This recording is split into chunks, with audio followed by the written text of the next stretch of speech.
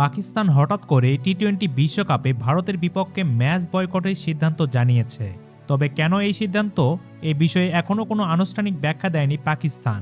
এই একটি সিদ্ধান্ত শুধু ভারত পাকিস্তানে নয়, পুরো বিশ্ব ক্রিকেটেই বড় প্রভাব ফেলতে যাচ্ছে। আর সেই প্রভাব থেকে বাদ যাচ্ছে না বাংলাদেশও। চলুন আর একটু বিস্তারিতভাবে এই ভিডিওতে জেনে নেই।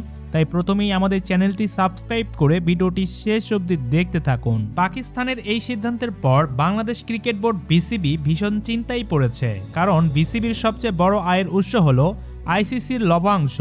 ভারত পাকিস্তান ম্যাচ না হলে আইসিসির আয় কমবে, আর সেই প্রভাব সরাসরি পড়বে বিসিবির ওপর। বিসিবির কোনো পরিচালক নাম প্রকাশ করে কথা বলতে না চাইলেও সবাই এক কথাই বলছেন, আর্থিক ক্ষতির আশঙ্কা খুবই বাস্তব।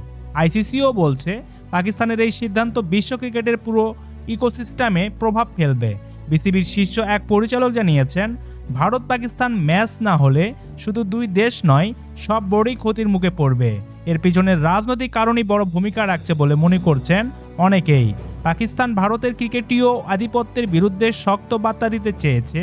কেউ কেউ এটাকে বাংলাদেশের পক্ষেও পাকিস্তানের সমর্থন হিসেবে দেখছেন।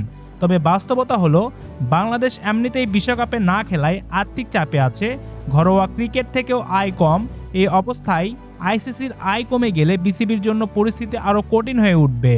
তবুও বিসিবির আশা, আলোচনার মাধ্যমে দ্রুতই এই সংকটের সমাধান হবে। সম্মানিত ভিউয়ার্স, আপনাদের কি মনে হয় এই সংকট আলোচনার মাধ্যমে সমাধান হবে? এই বিষয়ে আপনাদের মতামত কি? অবশ্যই আপনারা ভিডিওর নিচে কমেন্ট করে জানাতে পারেন। ভিডিওটি ভালো লাগলে একটি লাইক দিয়ে, সবশেষে আবারও বলছি, আপনি যদি আমাদের চ্যানেলে নতুন হয়ে থাকেন তাহলে আমাদের চ্যানেলটি সাবস্ক্রাইব করে রাখবেন।